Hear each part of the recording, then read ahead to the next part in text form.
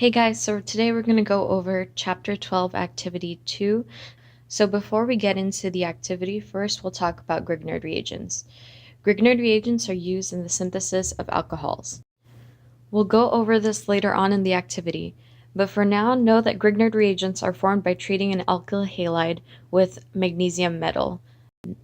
Before we begin this question, recall that the electronegativity of carbon is 2.5 and that of magnesium is 1.3. This gives us an electronegative difference of 1.2, which shows that it's highly polar and great enough to have significant ionic characteristics.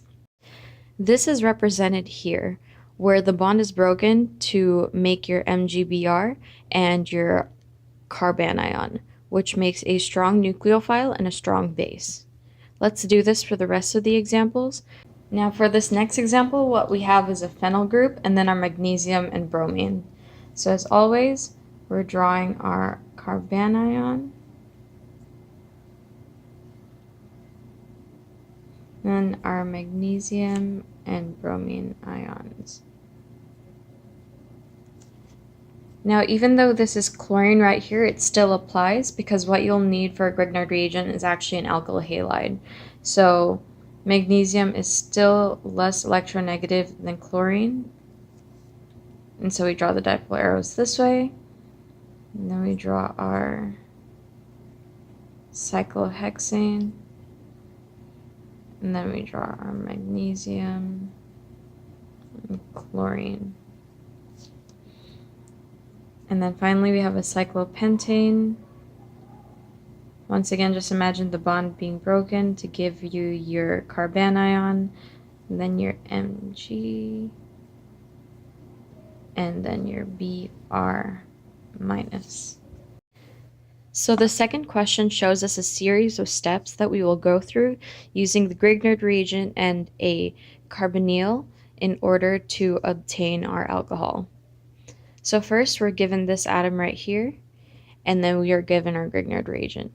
Since we know that our carbanion is a strong nucleophile, it's going to undergo nucleophilic attack on this planar carbon. This will push the bond from the carbon-oxygen up to the oxygen, which gives us this negatively charged oxygen here. Now note there's an ester in this molecule, so that's a good leaving group. Therefore, the electrons from the negatively charged oxygen will go back down to form another bond, and this will push the ester out.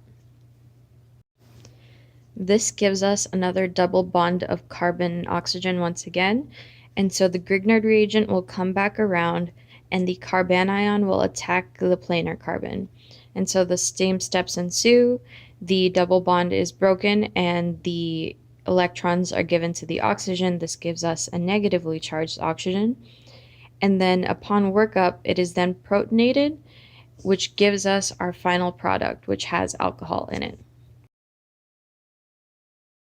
Now, the next part of this question asks us to compare the previous mechanism to a mechanism that we did in Activity 1, specifically Problem 7. So they're similar in that there is a nucleophilic attack on the carbonyl planar carbon. And that is seen here in the very first step, where your carbanion attacks this carbon. And similarly in LAH, you have the hydrogen that's attacking this carbanion. In both instances, this gives us a tetrahedral molecule with a negatively charged oxygen. Now, since both of them have a good leaving group, the electron from the negatively charged oxygen will come down to make a double bond and kick out the alkoxy group. Now, that's about as far as their similarities go. Now for their differences. While they both add something to the initial atom, the Grignard reagent adds carbon chains. So see in this example, they added 2 methyl groups. However, LAH only adds hydrogens. Alright, so for the third question, you're asked to propose a mechanism for the following reaction. You may use carbanion structures for Grignard reagents. Now, you could draw the carbanion structures this way, is what I'm assuming, but for the most part in this class what we've done is we've just used the actual Grignard reagent itself. And so following the mechanism from the previous page, there is a nucleophilic attack on the planar carbon, giving its electrons to the oxygen.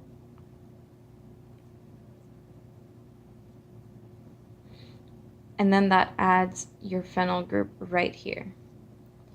And notice that there's no good leaving group, so all your reaction can really do at this point is be protonated by water.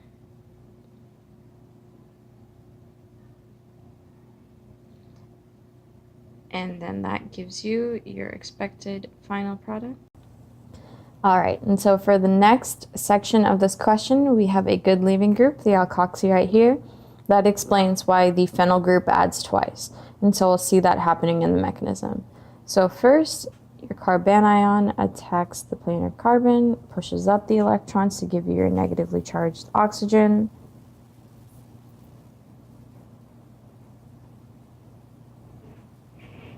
Don't forget to add your phenyl group right here.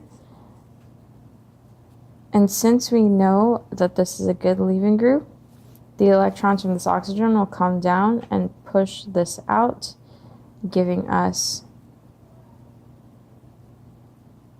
our double bonded oxygen and our phenyl group right there.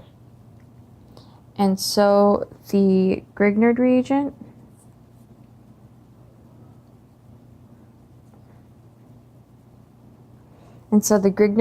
comes back around, attacks this double bonded carbon oxygen,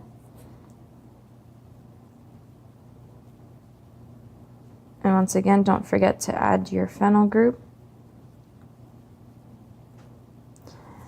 And since there is no good leaving group this time around, you can simply just conduct workout and protonate your reaction to get your alcoholic product.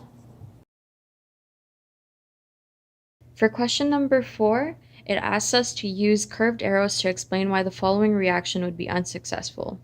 Well, as mentioned before, we have a strong nucleophile in our Grignard reagent, which is the carbanion.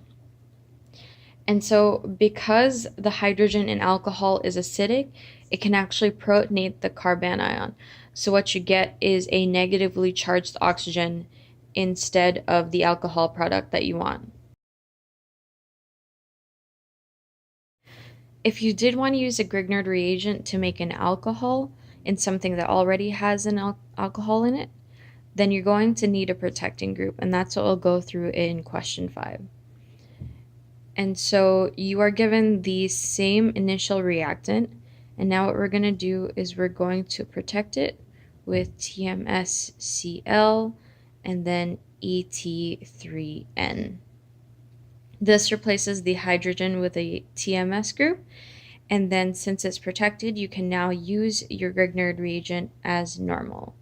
So we know that we're going to add a phenyl group, and so we're going to have a pH, MgBr, and in order to protonate the negatively charged oxygen, you're going to need to do a workup step, which is just H2O, and then the reaction proceeds as normal.